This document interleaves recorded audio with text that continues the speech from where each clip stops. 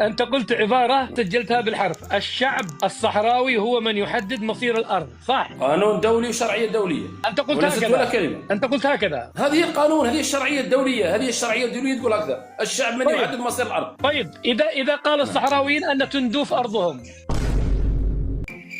كيف؟ على أي أساس يقولوا تندوف أرضهم؟ على أي أساس؟ على أساس أنهم ولدوا فيها 3 أجيال.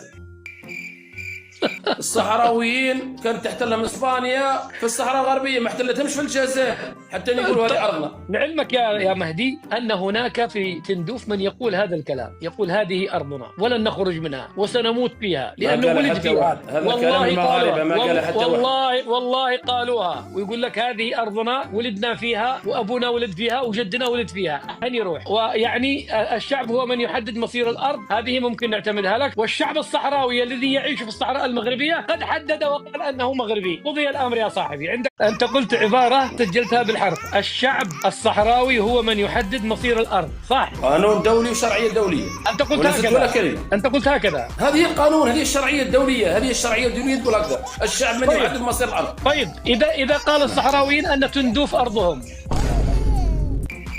كيف؟ على أي أساس يقولوا تندوف أرضهم؟ على أي أساس؟ على أساس أنهم ولدوا فيها 3 أجيال. الصحراويين كانت تحتلهم اسبانيا في الصحراء الغربيه، ما احتلتهمش في الجزائر حتى يقولوا هذه ارضنا. لعلمك يا مهدي ان هناك في تندوف من يقول هذا الكلام، يقول هذه ارضنا ولن نخرج منها وسنموت فيها لانه ولد فيها. والله قالوها، ويقول لك هذه ارضنا ولدنا فيها وابونا ولد فيها وجدنا ولد فيها، أين يروح؟ ويعني الشعب هو من يحدد مصير الارض، هذه ممكن نعتمدها لك. والشعب الصحراوي الذي يعيش في الصحراء المغربية قد حدد وقال أنه مغربي. قضي الأمر يا صاحبي. عندك